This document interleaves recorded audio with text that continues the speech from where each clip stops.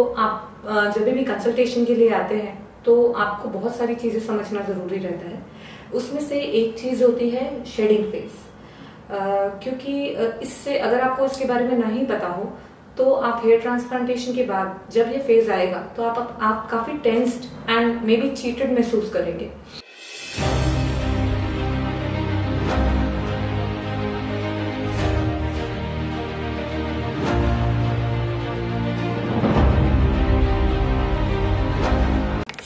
Hello everyone, I am Dr. Richa Sanmukhani, dermatologist, cosmetologist and hair transplant surgeon at Hairfree and Hair Grow Ahmedabad Center। जब भी आप hair transplantation के बारे में सोचते हैं तो आप जब भी कंसल्टेशन के लिए आते हैं तो आपको बहुत सारी चीजें समझना जरूरी रहता है। उसमें से एक चीज होती है शेडिंग फेज, क्योंकि इससे अगर आपको इसके बारे में नहीं पता हो तो आप हेयर ट्रांसप्लांटेशन के बाद जब ये फेज आएगा तो आप काफी tensed and may be cheated महसूस करेंगे।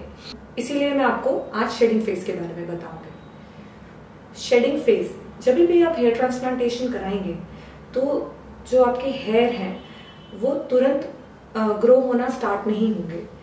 आपकी एक ग्रोथ फेज के पहले एक शेडिंग फेज आएगी जो मे बी 10 to 14 डेज, मतलब 10 से 14 दिन के बीच में स्टार्ट होगी और it may last as long as 3 months, 3 महीने तक ये शेडिंग फेज रह सकती है।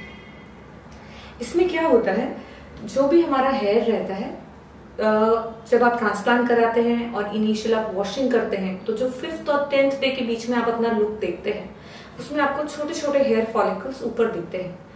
लेकिन जैसे ही ये फेज स्टार्ट होती है वो झड़ना चालू हो जाते हैं, तो जो आपका ट्रांसप्लांटेड एरिया है वो खाली होने लगता है। इसी चीज को हम शेडिंग फेज बोलते हैं। तो ये शेडिंग फेज क्यों होती है ये मैं आज आपको बताती हूँ। इसके लिए आपको हेयर थोड़ा समझना जरूरी है। आप ऐसे मान सकते हैं कि हमारी बॉडी में कोई भी चीज का एक लाइफ साइकिल रहता है ना। जिस तरह से वो ग्रो करता है, जिस तरह से वो शेड होता है, तो उस तरह का जो हेयर का भी एक लाइफ साइकिल रहता है जिसमें अलग अलग फेजेस रहती हैं। एक ग्रोथ फेज रहती है, एक रेस्टिंग फेज रहती है और एक फॉलिंग फेज रहती है। तो जब ये शेडिंग फेज आती है इसमें क्या रहता है, जो भी हेयर हमारे ग्रोथ फेज में रहते हैं जिसको हम एनाजन फेज बोलते हैं, तो जो भी हेयर हमारे इस फेज में रहेंगे, जब भी आप हेयर ट्रांसप्लांटेशन करेंगे तो जब आप ग्राफ्ट को निकालेंगे वो कुछ समय के लिए हमारी बॉडी के बाहर रहेगा। दो उसके लिए हम सोल्यूशंस यूज करते हैं रखने के लिए, बट फिर भी हमारे बाल जो हैं वो हमारे बॉडी एनवायरनमेंट से कुछ समय के लिए बाहर रहते हैं जब तक वो इम्प्लांट नहीं किए जाते।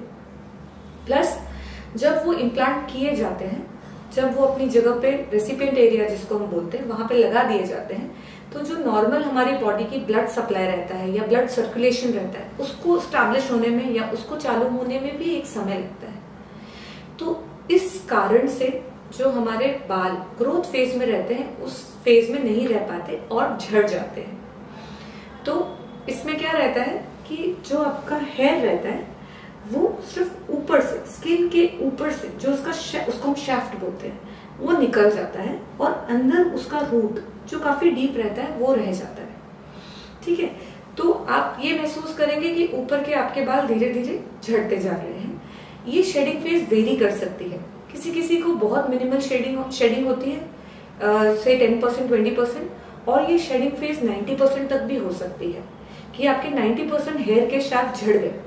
ये चीज डिपेंड करती है कि ट्रांसप्लांट के दौरान आपके हेयर किस फेज में थे, तो वो चीज हम पहले से कैलकुलेट नहीं कर सकते। इसीलिए कोई भी डॉक्टर आपको शेडिंग फेज आपके केस में कितना होगा वो पहले से गाइड नहीं कर सकता।